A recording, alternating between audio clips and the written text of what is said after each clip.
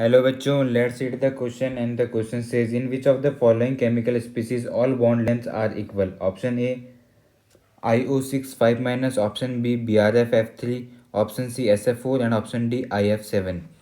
तो सबसे पहले हम हाइब्रिडाइजेशन कैसे कैलकुलेट करते हैं वो देखते हैं। इसका फॉर्मूला होता है half number of valence electron of the central atom plus monovalent species कितनी है हमारे पास माइनस चार्ज जो उस मॉलिक्यूल के ऊपर प्रेजेंट है। एक ही बात करते हैं IO6 5 माइनस, तो इसके अंदर हाइब्रिडाइजेशन हो जाएगा हमारे पास half valence electron of I that is 7 plus monovalent species यहाँ पे 0 है -5।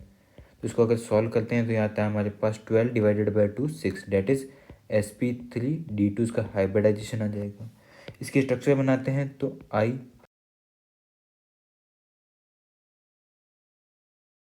ये एक ऑक्टाहेड्रल शेप बनती है इसकी। अब ये सारे जो बॉन्ड लेंथ है IO बॉन्ड लेंथ वो इक्वल होंगी क्योंकि इसमें हो रहा है रेजोनेंस की वजह से ये जो सारी बॉन्ड लेंथ है वो इक्वल हो जाएंगी। बी की बात करते हैं BRF3 की, तो उसका अगर हाइब्रिडाइजेशन कैलकुलेट करते हैं हम हाफ, इसके अंदर ब्रोमीन के अंदर 7 इलेक्ट्रॉन होंगे वैलेंस प्लस इसमें मोनोवैलेंट स्पीसीज हैं 3, तो ये आ जाएगा हमारे पास 5 डेट इज sp3d। इसका स्ट्रक्चर देखते हैं तो ये होता है हमारे पास कुछ इस तरह से।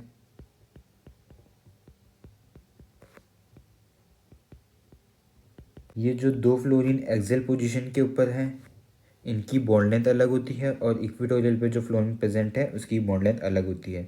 तो जिसके अंदर सारे हमारे एटम्स हैं ब्रोमीन फ्लोरीन के जो बॉन्ड लेंथ है वो इक्वल नहीं है। सी की बात करते हैं SF4, तो इसका जो हाइब्रिडाइजेशन आएगा हमारे पास half valence electron of sulphur 6 plus fluorine है हमारे पास 4, या फिर कहीं मोनोवैलेंट स्पीसीज हैं 4। तो इसको सॉल्व करते हैं तो ये हमारे पास आ जाता है 5 डेट इज sp3d। इसका स्ट्रक्चर बनाते हैं तो ये आता है हमारे पास सीसो शेप में।